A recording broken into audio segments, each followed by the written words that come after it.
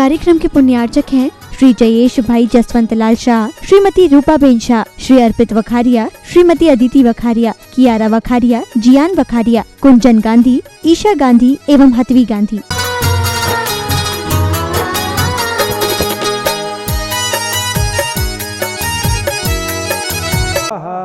सब फल निष्फल लगे जगत के, मोक्ष महाफल पाने। सब फल निष्फल लगे जगत के, मोक्ष महाफल पाने। सफल करो गुरु इस काया को, त्रिफल चरण चढ़ाऊं रे, त्रिफल चरण चढ़ाऊं। आचार्य श्री के गुणगान दिलाए मुक्ति पद निर्वाण। मेरा मन पूजन को, मेरा मन पूजन को।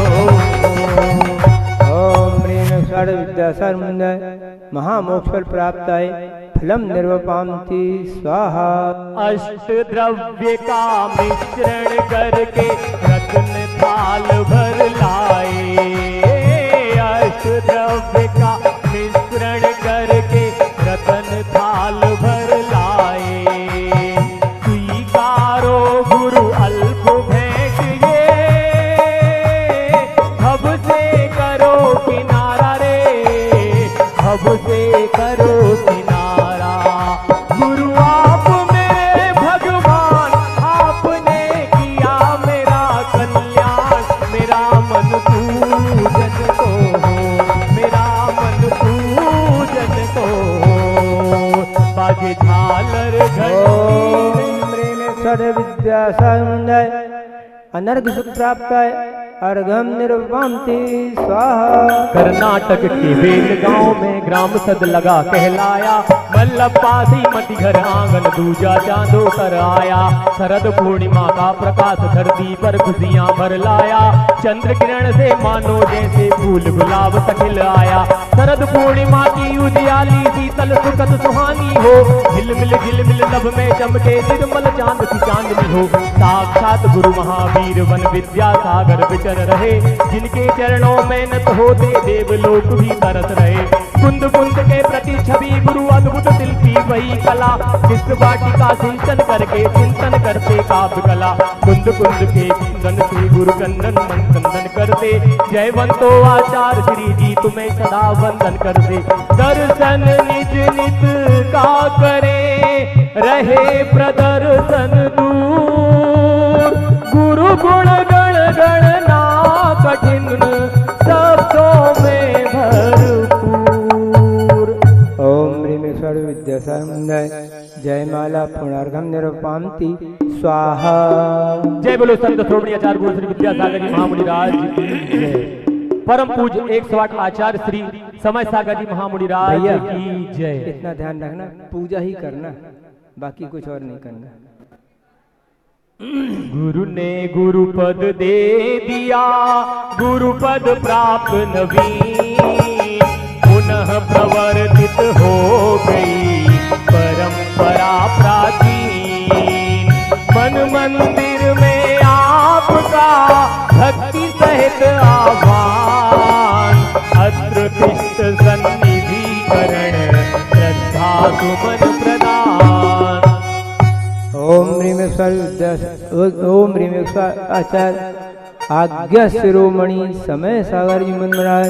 अत्र अवतर अवतर समुष्ट आह्वानम। अत्र तिष्ठ तिष्ठत स्थापनम। अत्र मम सन्निधो भव सन्निधि करणम। श्री विद्यासागर गुरुवर ने क्या शिष्य समय सागर पाया। इस युग में योग नियम बाहुल कृति की जीवित छाया। जन्मों के रोग पुनः न जुड़े, ऐसा कोई उपचार करो। आचार्य समय सागर गुरुवर सूर्य शीतल जल स्वीकार करो। ओम ह्रीं 108 आचार्य आज्ञा शिरोमणि आचार्य समय सागर जी महाराज। जन्म जरा मृत्यु विनाशनाय जलम निरूपान्ति स्वाहा। आरंभ परिग्रह त्याग तथा तप ध्यानाध्ययन तुम्हारा है। सांसारिक विषयों से उन्मुख सन्मुख उद्देश्य संवारा है। तन मन धन आकुलता वाला संताप भरा संसार हरो। आचार्य समय सागर गुरुवर शीतल चंदन स्वीकार करो। ओम ह्रीं षडाक्षर आज्ञा शिरोमणि आचार्य समय सागर मुनिंदाय चंदनम निरुपामति स्वाहा। अक्षय पद के प्रत्याशी ने पंचम गति का पथ स्वीकारा। चारों गतियों के चक्कर से अति शीघ्र मिलेगा छुटकारा। छत विक्षत विवादास्पद आचार्य समय सागर गुरुवर मधु पुष्प कुंज स्वीकार करो। ओम ह्रीं आज्ञा शिरोमणि आचार्य समय सागर मुनिंदाय पुष्पम निरुपामति स्वाहा। जो शीत उष्ण वर्षा ऋतु में मायाभ्यंतर तप करते हैं। जब भोग विषय में व्यस्त जगत गुरु पंच परम पद भजते हैं। जो क्षुधा त्रसा की तृष्णा है इस तृष्णा से उस पार करो। आचार्य समय सागर गुरुवर नैवेद्य सरस स्वीकार करो। ओम ह्रीं आज्ञा शिरोमणि आचार्य समय सागर मुनिंदाय क्षुधारोग विनाशनाय नैवेद्यम निरुपामति स्वाहा। जीवन में अंतर ज्योति जगी रत्न त्रय शोभा पाता है। जिनका यश है जग में जगमग शशि चार विधि शर्माता है। सर्वांग प्रदेश चमक जाए वह ज्योति प्रगट इस बार करो। आचार्य समय सागर गुरुवर करो। ओम ह्रीं आज्ञा शिरोमणि आचार्य समय सागर मुनिंदाय दीपम निरुपामति स्वाहा। जो अशुभ अहित कर कर्माश्रम क्षण क्षण में क्षय करने वाले बलवान नपति जब बस में हो सब सेना से डरने वाले। ज्ञानावरणाधिक कर्मों की सेना पर वज्र प्रहार करो। आचार्य समय सागर गुरुवर अष्टांग धूप स्वीकार करो।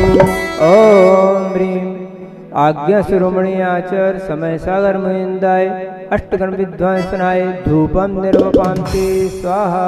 विधि पूर्वक द्वादश तप तपते उपसर्ग परिसह सहते हो। भव संतति का अंतिम कल हो आध्यात्म जगत में रहते हो। आभार यही अभिव्यक्त करो भव संतति का यह भार हरो। आचार्य समय सागर गुरुवर षड ऋतु के फल स्वीकार करो। ओम ह्रीं आज्ञा शिरोमणि आचार्य समय सागर मुनिंदाय फलम निरुपामति स्वाहा। जिनकी चर्या में चर्चा में श्री मूलाचार समाया है। श्री शांति वीर सिद्ध ज्ञान तथा विद्या सागर से पाया है। जयवंत रहो इस धरती पर हम भक्तों का उद्धार करो। आचार्य समय सागर गुरुवर यह अष्टद्रव्य स्वीकार करो। ओम ह्रीं आज्ञा शिरोमणि आचार्य समय सागर मुनिंदाय पूर्णार्घम निरुपामति स्वाहा। श्री विद्या सागर गुरुवर ने जब गुरु पद भार उतार दिया। गुरु की आज्ञा से मुनिषी ने श्री गुरु पद को स्वीकार किया। आचार्य समय सागर गुरु ने सबको आशीष प्रदान किया। सबके उर के उच्चासन में गुरुदेव तुम्हें सम्मान दिया। ओम ह्रीं आज्ञा शिरोमणि आचार्य समय सागर मुनिंदाय जयमाला पूर्णार्घम निरुपामति स्वाहा।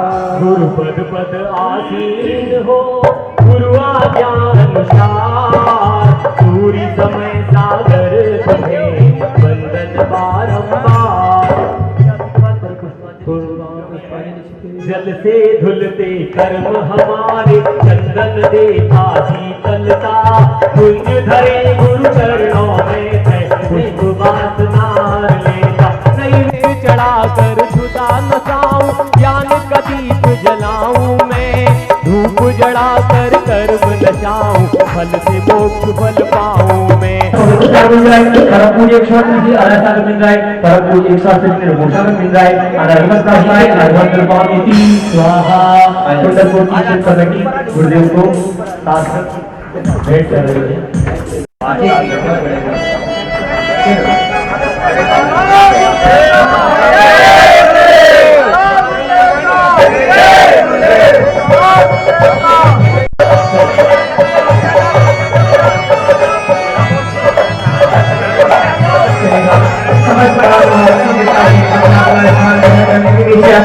और हम सीधे निवेदन करेंगे परम पूज्य मुनि श्री पवित्र सागर जी महाराज के चरणों में जय बार नमस्कार करते हुए हे भगवान अपनी मंगलमय दिव्य देशना से हम सभी के लिए कृपा करें।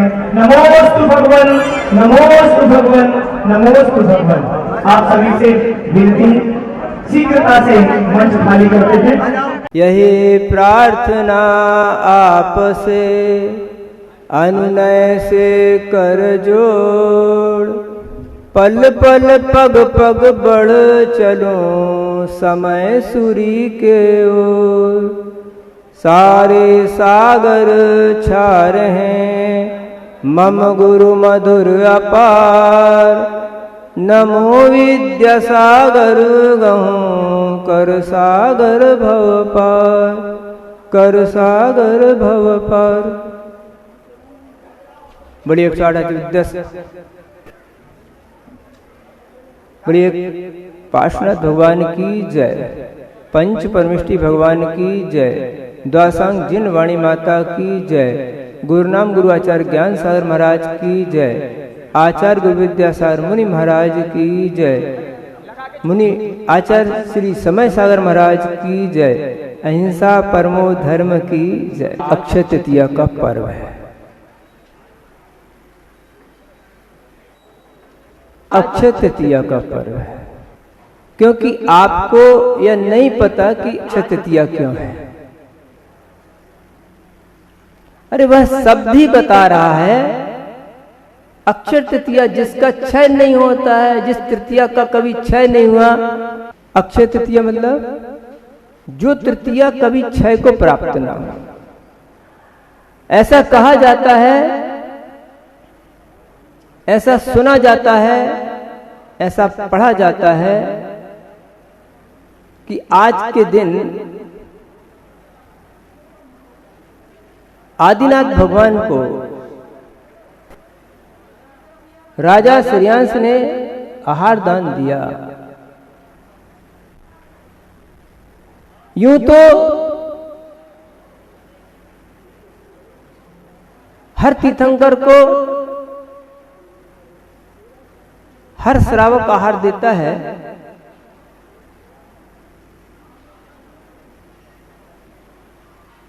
फिर वो अक्षय तृतीया क्यों नहीं हुई?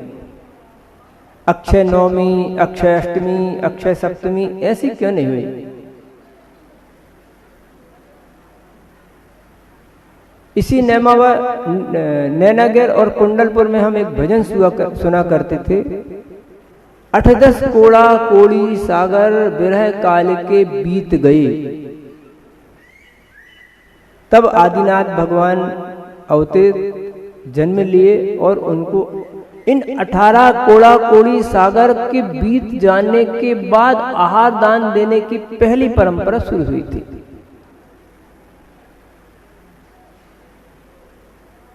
आपको पता होगा, दुकान जब बहुत छोटी थी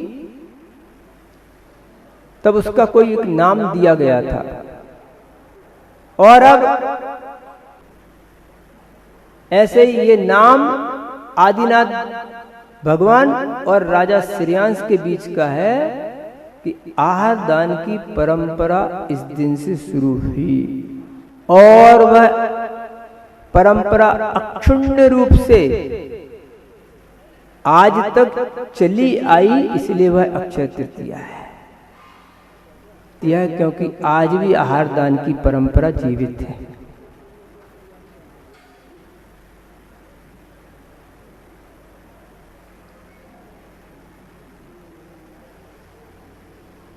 हम देखते हैं जब आहार दान की चेष्टा दिखाई जाती है प्रक्रिया दिखाई जाती है समोसर पंचकर्णक प्रतिष्ठाओं में, तो उन प्रतिष्ठाओं में ऐसा दिखाया जाता है लोग पड़गान कर रहे हैं, कोई स्त्री को भेंट कर रहा है, कोई आभूषण भेंट कर रहा है, कोई बच्चों को भेंट कर रहा है। ये जो प्रक्रिया आई, ये प्रक्रिया वर्तमान की प्रक्रिया को देखकर लिखने वाले ने लिखी और समझने वालों ने समझी। वस्तुतः जिस समय भगवान आदिनाथ 6 महीने के बाद आहारचर्या को निकले, उधर तो किसी को पता ही नहीं था ना कि इनको पड़गान करना है, कि इनका बिहार कराना है, कि इनको कुछ कहना है। ये क्यों निकल रहे हैं? अब बस बैठे थे 6 महीने तक और उठे घूमने निकल गए। क्योंकि वो जो मुनि महाराज होते हैं ना तो पिछी लेते हैं, ना कमंडल लेते हैं, ना अंजलि बनाते हैं, वो तो ऐसे हाथ नीचे किए मात्र विहार जैसे करते हैं। जब राजा श्रेयांश को ये ज्ञान हुआ पूर्व भव के संस्कार के अनुसार, ये मुनि महाराज आहार की प्रक्रिया के लिए निकले और इनका पड़गान आदि ऐसा करना है। अब ये विचार करो कि जब वो मुनि महाराज रोज आहार को निकलते थे, तब उन्हें ये बात स्वप्न में क्यों नहीं आई? क्योंकि 6 महीने तो नेट उपास किया, पक्का उपास, संकल्प पूर्वक, और 6 महीने 7 महीने 8 दिन, अपन बोलते 1 साल का उपास था। 1 साल में ही 13 महीने 8 दिन का उपास था लगभग। तो वो रोज निकलते थे, तब क्यों नहीं हुआ?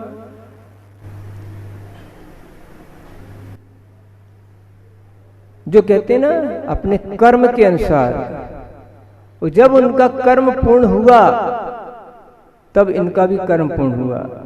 उसके आहार तो इनने पहले भी दिया था, स्वप्न इनको पहले भी आ सकता था, संस्कार पहले भी जाग सकता था, लेकिन निधत्तित निकाचित जो कर्म हुआ करते हैं वो अपने समय पर ही फल दिया करते हैं, इसलिए वह उनको जागृति नहीं आई। लोग ऐसा बोलते हैं कि मात्र आहारचर्या दिखाने के लिए मुनि महाराज होने वाले तीर्थंकर भगवान आहारचर्या को निकलते हैं। तो आचार्य महाराज बोलते हैं ऐसा नहीं है,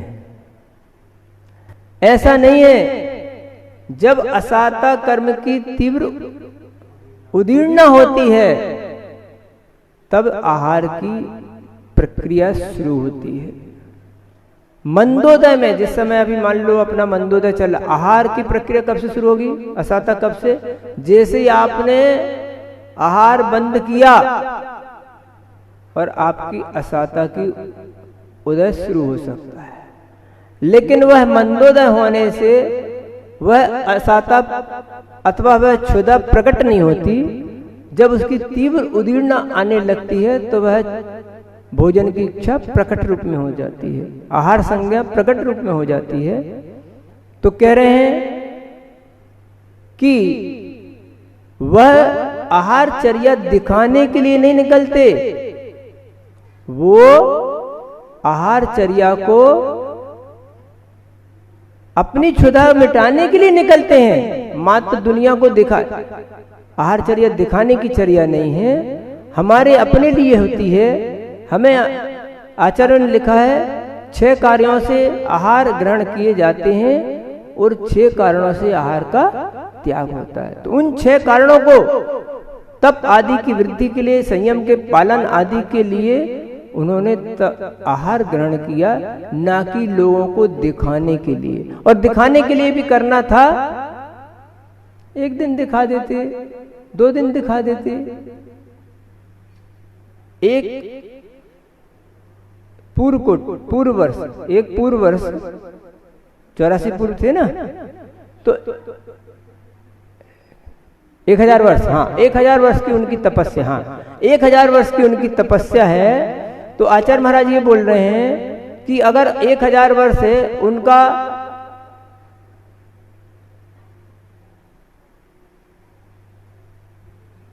जो चारित्र है वह वर्धमान चारित्र है। वो वर्धमान चारित्र के धनी मुनि महाराज अगर उपवास करें तो 6 महीने का उपवास करेंगे। आचार्य की सोच में थोड़ी सी सोच में अंतरपन ला रहे हैं। अगर उपवास करे तो 6 महीने का उपवास करे, और नहीं करे तो रोजाना को आहार को निकल सकते हैं। आचार्य ऐसा बोलते हैं कि एक बार आहार किया तो उनने पुनः 6 बार का उपवास किया जा सकता है, फिर एक आहार किया फिर 6 महीने का उपवास कर सकते हैं। इसलिए 1000 वर्ष में 2000 बार तो कम से कम निकले, और नहीं है तो 1000 वर्ष में 1000 वर्ष भी इन 6 महीने आदि को छोड़ दो तो वो आहार को निकल भी सकती हैं। लेकिन उपवास का संकल्प होगा तो 6 महीने से कम का नहीं होगा। तो इतने समय मान लो आहार को निकले तो क्या दिखाने को निकले? नहीं, दिखाने को नहीं निकले। दूसरी बात यह है, एक चर्चा जो मुख्य करनी है अपन को, उसके लिए इस चर्चा को आगे लाए हैं। एक चर्चा और आती है जिसका समाधान अपन को आज करना है। आदिनाथ भगवान ने गृहस्थ अवस्था में उपदेश कृषि आदि का जो 6 कर्मों का उपदेश दिया, 80 कृषि वाणिज्य शिल्प विद्या, और आचार्य समंतभद्र स्वामी ने उनकी स्तुति में लिखा ससास कर्म सुप्रजा प्रबुद्ध तत्व पुनरद्भुतोदयो। कृषि के माध्यम से उन्होंने उपदेश दिया, और कृषि के माध्यम से जब उपदेश दिया तो कृषि में बैलों को मुस्की बांधी जाती है। जैसे कोरोना काल में तुम लोगों को मास्क लगाया गया था, वो मुस्की से मास्क बना है। मुसिका से मुस्की बोलो, मुसिका बोलो और मास्क बोलो, तो वही मास्क लगाए थे सब कोरोना के काल में। तो उन्होंने 6 घड़ी के लिए बैल आदि को मुसिका, मुस्की या मास्क लगाया था, इसलिए उनको 6 महीने का कर्म बंधा। वैसे मेरा गला सूख रहा है, गर्मी के दिन है, ये बात मेरे गले उतर नहीं रही है।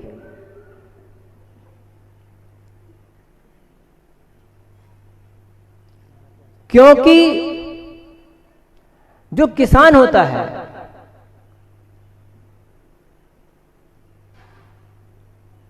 वो 1 दिन खेती नहीं करता, 2 दिन खेती नहीं करता, 3 दिन खेती नहीं करता, और मात्र 1 बार बांधी, ऐसा कौन सा किसान होगा? और जिसने इतने दिनों तक मुस्की बांधी उसका क्या हुआ, पहले ये तो बताओ मेरे को।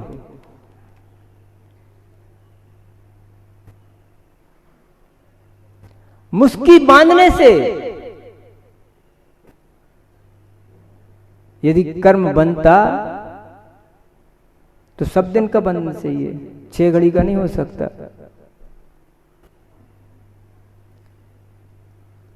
और शुभ परिणामों से, क्योंकि एक बात ध्यान रखना, मुस्किया क्यों बांधी जाती है? मुस्किया क्यों बांधी जाती है? आप बोल रहे रक्षा से, तो रक्षा के परिणाम से पाप कर्म का बंद और अंतराय कर्म का बंद कैसे हो सकता है? शुभस्य पुण्यः अशुभस्य पापः, इस सूत्र का हम क्या करेंगे?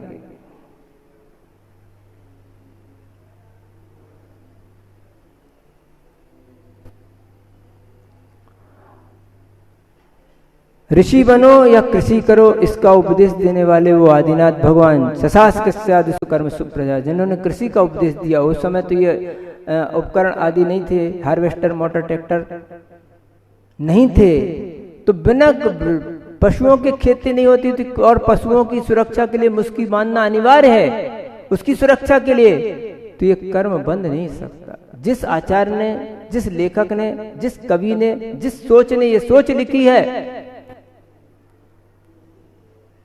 उस सोच का परिणाम है कि आज घरों से गायें चली गई, बैल चले गए, खेती चली गई, बाड़ी चली गई और आज हमें गौशालाएं खोलनी पड़ रही हैं।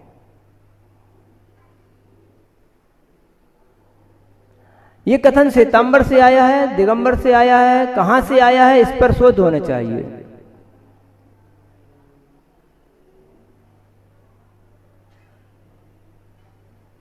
एक होता अतिचार, एक होता अनाचार।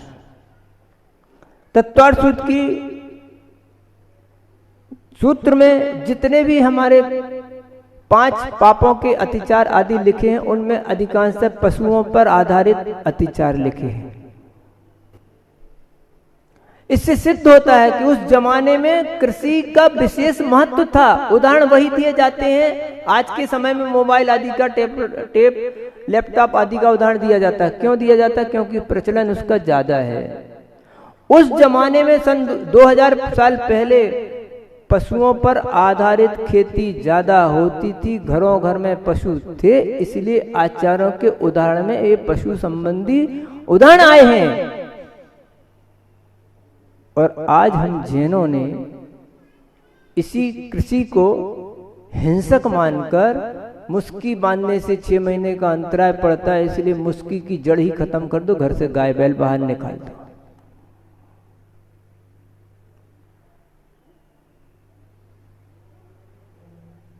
ध्यान रखना, यदि कृषि हिंसक है तो कृषि के द्वारा उत्पन्न अन्न भी हिंसक ही होगा। गेहूं, दाल, चावल, गन्ना सब हिंसक होंगे, क्योंकि आगम कहता है मन वचन काय कृत कारित अनुमोदना से पाप होता है। और हिंसक कृषि के माध्यम से अगर अन्न पैदा हो रहा है तो वो शाकाहार नहीं हो सकता है। इसलिए हमें कृषि को पहले नंबर हिंसक क्षेत्र से बाहर निकाल के अहिंसक क्षेत्र में स्थापित करना होगा। अगर कृषि हिंसक सिद्ध होती रही तो आपका शाकाहार संकट में आ जाएगा।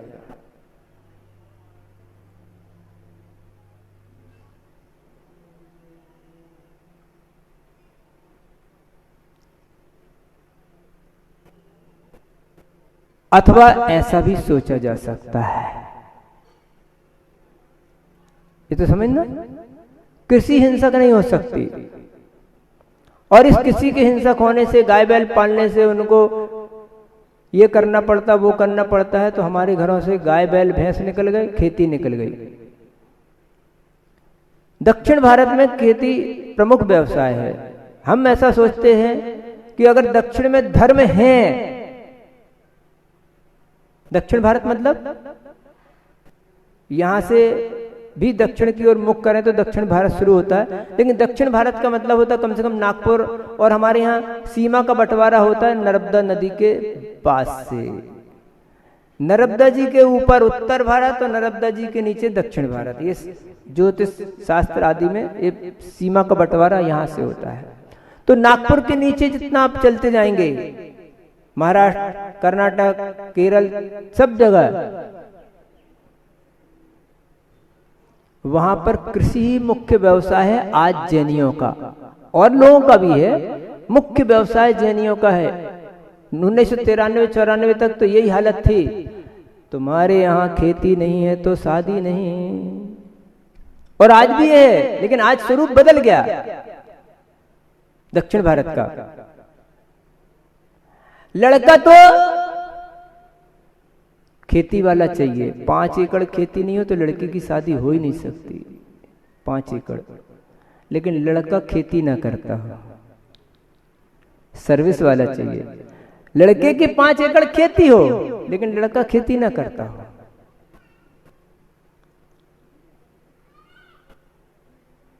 तो आज भी वहां पर किसी को मुख्यता दी जाती, कम से कम उसके पास कहीं कुछ छूट जाए रह जाए तो उसके पास खाने कमाने को एक 5 एकड़ एक है। वहां पर ध्यान रखना, आपके उत्तर भारत में और दक्षिण भारत की खेती में बहुत अंतर है।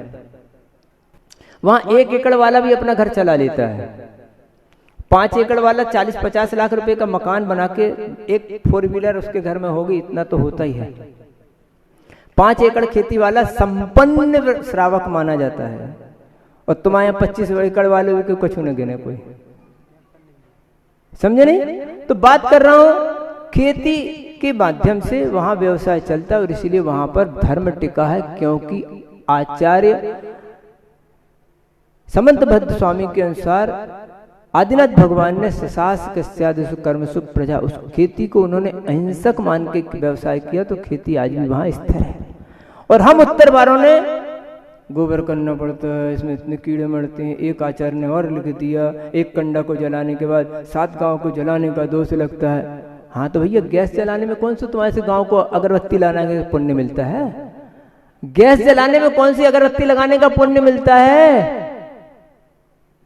जहां गैस तैयार होती है, जहां फिल्टर पॉइंट है, उधर जाके देखो 24 घंटे चिमनी जलती रहती हैं। वो कौन सा पुण्य का काम करते हैं? तो हमारे जीवन से कृषि और पशुओं का संहार या पशुओं का निष्कासन इन 2 लाइनों से हुआ।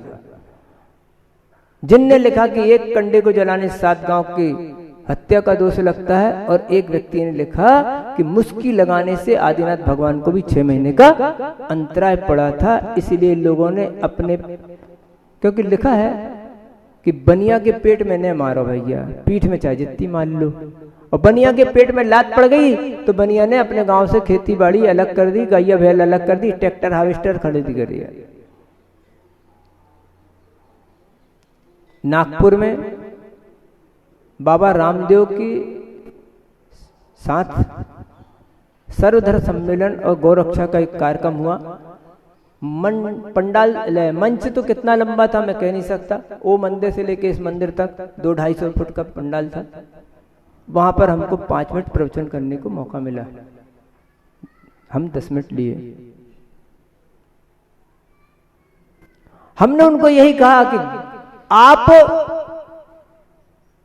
गाय को राष्ट्रीय पशु घोषित करना चाहते हैं या है, लेकिन पहले राष्ट्रीय दुश्मन भी तो घोषित करो।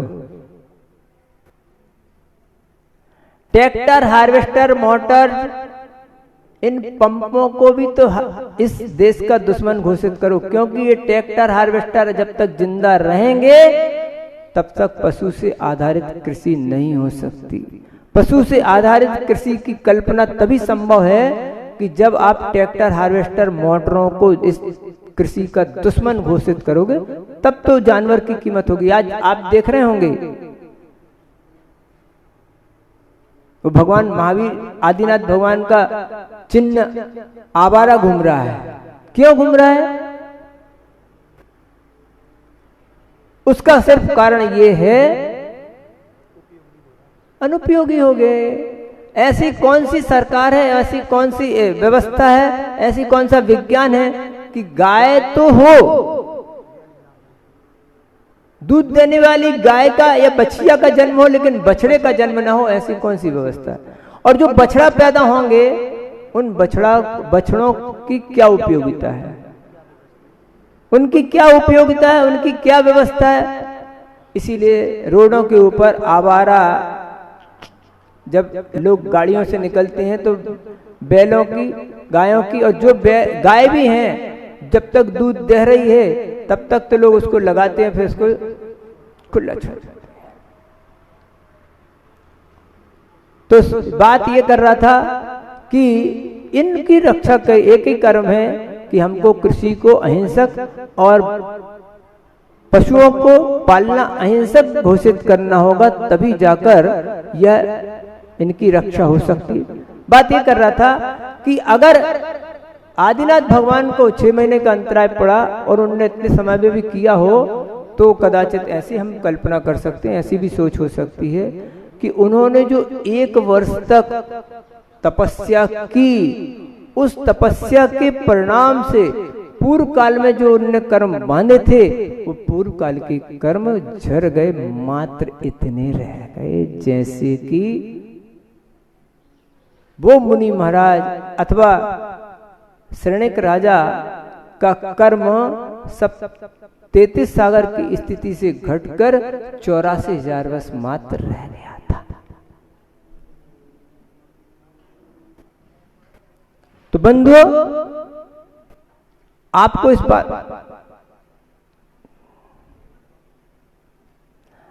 बात का ख्याल करना है, आपको इस बात का उपदेश देना है कि ऋषि बनो या कृषि करो, इस धर्मोपदेश को देने वाले भगवान आदिनाथ का वह कथन कि शशास्क कर्म सुप्रजा, कृषि के माध्यम से ही हमारा शाकाहार सुरक्षित रहेगा और कृषि के माध्यम से ही हम सुरक्षित रहेंगे।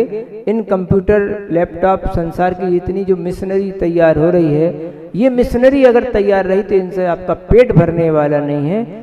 खेती और कृषि के माध्यम से पेट भरने वाला है, और वह कृषि और खेती कोई भी करे वो अहिंसक शाकाहार को सुरक्षित रखने वाला ही कर सकता है, और हमारा शाकाहार तभी सुरक्षित रहेगा जब खेती होती रहेगी। तो उन आदिनाथ भगवान जी ने जो यह उपदेश दिया था, और हम थोड़ी सी बात और कर लेते हैं इस विषय में कि जब आदिनाथ भगवान का आहार हो गया और आहार हो जाने के बाद पुतला पुतलियों की पूजा होती है। पुतले पुतलियों की पूजा क्यों होती है? पुतले पुतलियों की पूजा नहीं होती है, राजा श्रेयांश और उसकी पत्नी का अहोभाग्य मानकर कि इन्होंने महाराज का आहार कराया, इसलिए उनको भी श्रावकों ने पूजा दी, इसलिए उसकी पूजा आदि होती है। और इसलिए भी होती है कि मुनि महाराज आदिनाथ का जो तपस्या स्थली थी वो बड़ वृक्ष था, इसलिए बड़ वृक्ष के नीचे उनकी पूजा करते हैं। और अक्षय तृतीया को उन्होंने आहार दिया और इस माध्यम से ऐसा जोड़ा जो धर्मात्मा था, शायद इसीलिए लोग अक्षय तृतीया को बिना मुहूर्त के ही शादी कर देते कि भैया ये मुहूर्त जो है वो सबसे अक्षय है और इस दिन में शादी आदि करने से हमारी घर गृहस्थी धर्म पूर्वक निर्वहन करेगी, इसलिए शायद उसकी शादी करने का प्रक्रिया चलती है। आपकी घड़ी में और हमारी घड़ी में कांटा एकदम खड़ा हो गया है और हमारे खड़े होने का समय हो गया है। बड़ा कांटा खड़ा हो गया है।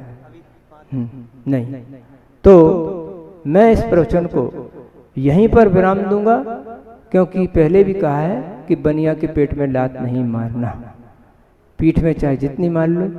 तो सबसे पहली बात यही सिर्फ इस उपदेश के लिए बैठा था कि हमको कृषि को अहिंसक घोषित करना होगा, पशुपालन को अहिंसक घोषित करना होगा, तभी ये हमारी शाकाहार की परंपरा सुरक्षित रहेगी और तभी हम सब सुरक्षित रहेंगे।